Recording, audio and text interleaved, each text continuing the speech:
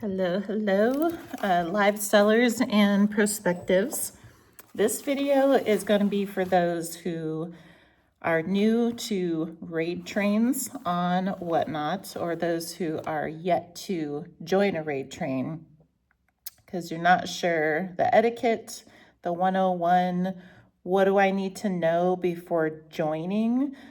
There's a lot of raid trains out there. They're not created equal. The hosts are totally different. The themes, the categories, the rules.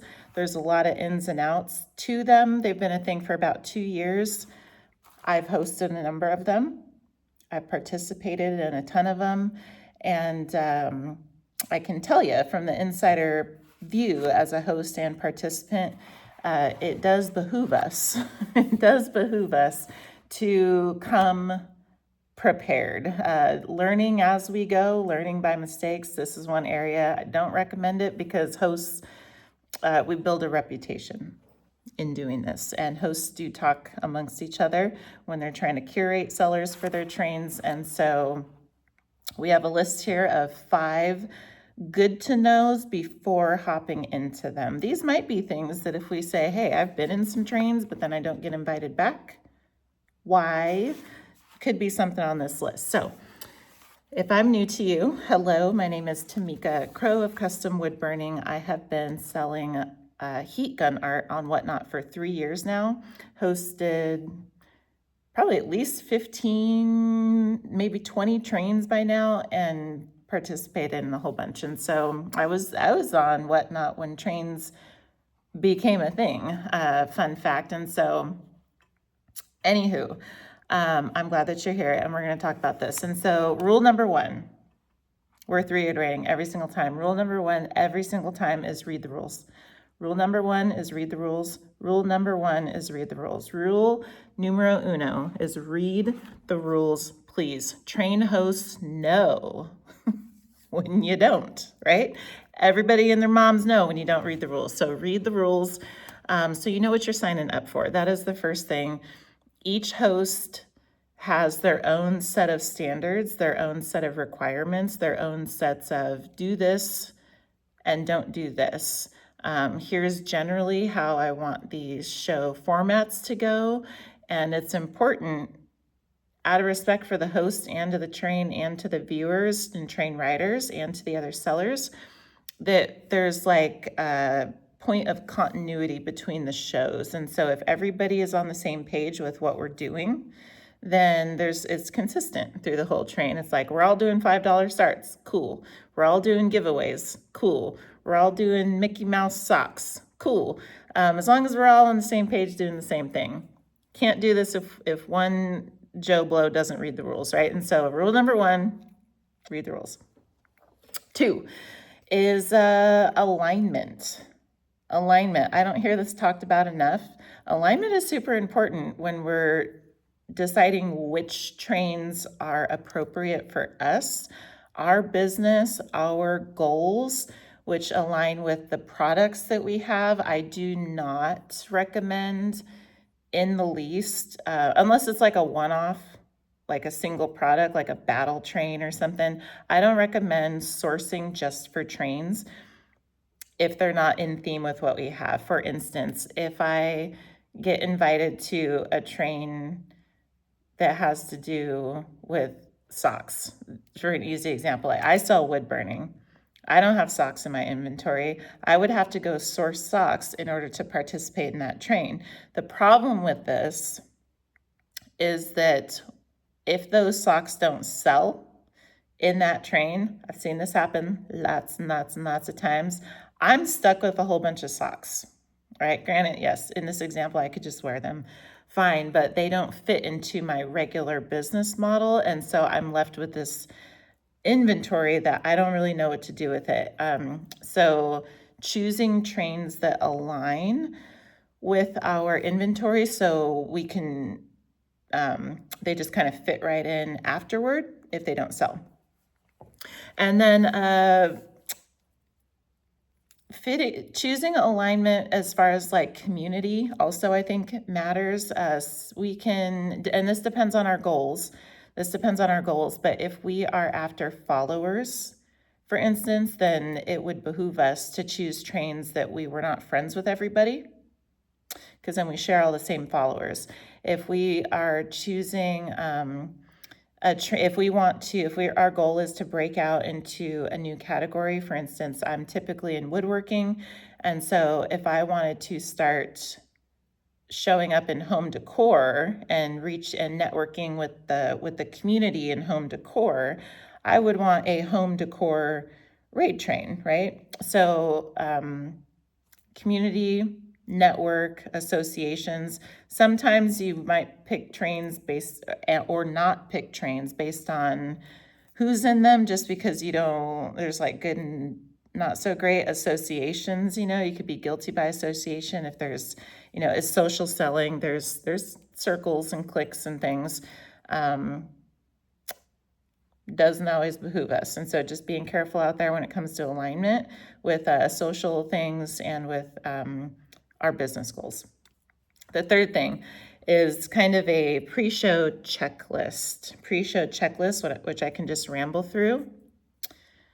Upon sign up, schedule the show ASAP. Do not, I'll do it later, because you'll forget, most likely. Do it immediately, por favor. Within 24 hours is expected.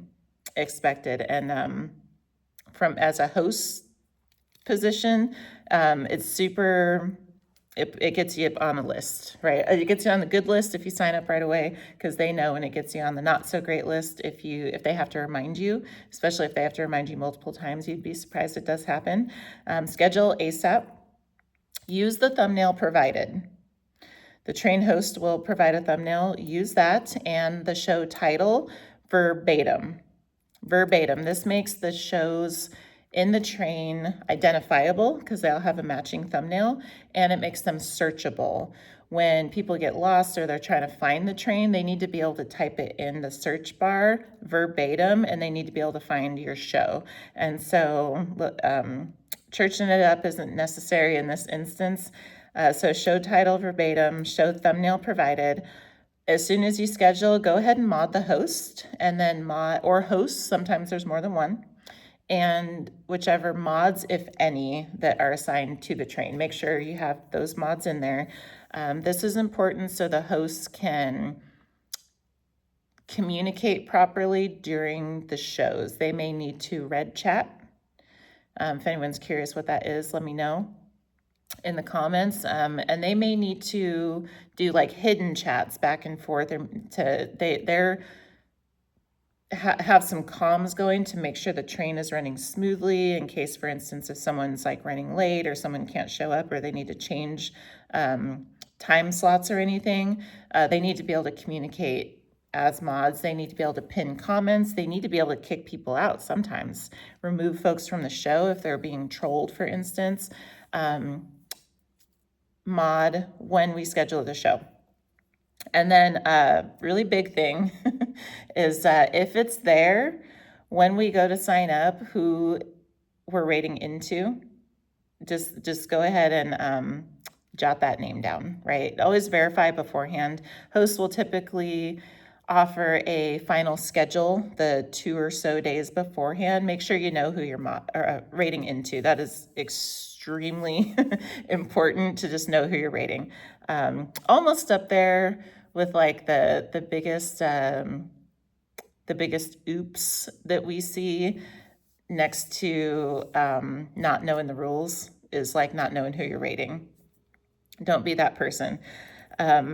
Know who you're rating. Pro tip, follow and bookmark them too, because when it's time to raid into them, especially if it's a short raid train, if it's like just 5-minute stops, 7-10-minute stops, like you don't want to be holding up the next person's time slot. You want to be able to raid on time. And if you follow and bookmark the person you're raiding into, Whatnot will notify you when they go live, and they'll bring them to the top of the search when you're going to like type in the name of who to raid into. It'll just like auto populate that to the top, and it makes the raid process way smooth. Next is verify time zone lots of people get tripped up on time zone. Fun fact, if we use the new raidtrain.app, it works out the time zones for us. But otherwise, we just got to do the math and pay attention. If the sign up is in Pacific time and we're on the East Coast, we got to, do the math. We got to add the 3 hours or whatever. The way to verify is by checking that your show is scheduled in between the two people that you should be in between, right? If there's some trains that don't start till noon, and then there's somebody or their mom that's scheduled at like 9 a.m. and you're like, babe, you're not even when the train's going. So if you just have a look-see at the other shows, you can tell if it's lined up correctly. Next is like a bonus thing. It's not required, but it's super cool when people just share the train out. If we're in a train, these are collaborative events, right? A lot of folks join trains and just for the extra exposure and to other sellers, other buyers, just other, whatnotters in general. But it really should be a give and take, right? Like trains are much more successful, I'll say, and hosts notice this too, who does and doesn't promote and market the trains. But the trains are overall more successful when everybody shares, hey, this is coming up, here's what I'll be auctioning or whatever's the theme of the train in their regular shows, right? If everybody does that, then the overall viewership of the train starts to climb, right? And so highly recommend, it's not required, but I do recommend it. Next is show etiquette. So that was like pre-show checklist, that's all the things. During our show, or when it's like show day, I'll try to go through these a little faster.